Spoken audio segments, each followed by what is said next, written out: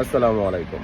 বর্তমান আপনার বাংলাদেশে কয়েকটা ভিডিও দেখলাম প্রচুর পরিমাণ ভাইরাল হইতাছে, যারা মার্কেট করতে যাইতেছে কিছু সংখ্যক মানে মেয়ে মানুষ, মানে সাংবাদিকের সামনে, ঠিক আছে, সাংবাদিকরা জিজ্ঞেস করতেছে আপনার এই যে বাজেট কত, ঠিক আছে, কি ওই মানে 4 লাখ, 5 লাখ, 2 লাখ, মানে যে কোনো জিনিস আপনি শো আপ করার একটা জায়গা আছে, ঠিক আছে। তো সোশ্যাল মিডিয়ার মাধ্যমে আপনারা কি প্রচার করবার চাইতেছেন এটা বুঝতে পারতেছি না। আপনার টাকা আছে, পয়সা আছে, সবকিছু শো আপ করার কোনো যুক্তি নাই, ঠিক আছে।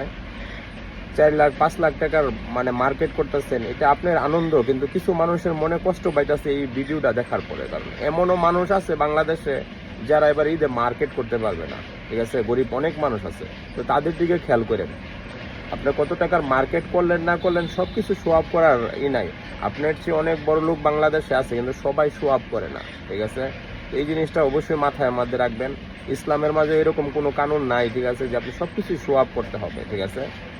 জানি না আপনাদের ফ্যামিলি কিরকম ব্যাকগ্রাউন্ড, আর ফ্যামিলির বুঝাই যায়, ঠিক আছে, যে বয়স্ক একজন মেয়ে, তারও গার্লফ্রেন্ড আছে, সোশ্যাল মিডিয়ার সামনে আইসা বলতেছে। তো আপনাদের মা বাবা কোন ক্লাসের, এটা বুঝাই যেতে আছে, ঠিক আছে।